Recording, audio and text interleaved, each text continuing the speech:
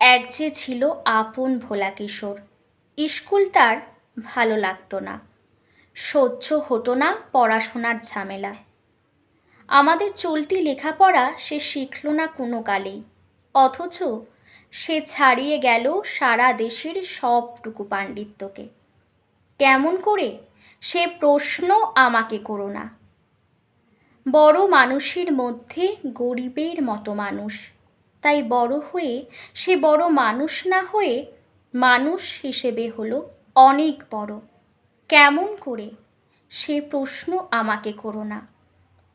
গান সাধার বাঁধা আইন সে মানেনি, অথচ স্বর্গের বাগান থেকে সে চুরি করে আনলো তোমার আমার গান।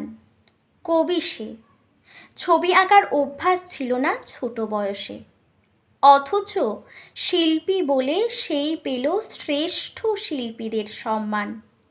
কেমন করে সে প্রশ্ন আমাকে করো না।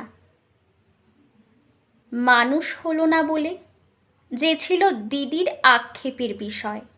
অনেক দিন অনেক বিদ্রূপ যাকে করেছে আহত, সেই একদিন চমক লাগিয়ে করল দিগ্বিজয়। কেউ তাকে বলল বিশ্বকবি, কেউ বা কবিগুরু। উত্তর দক্ষিণ পূর্ব পশ্চিম চার দিক করল প্রণাম।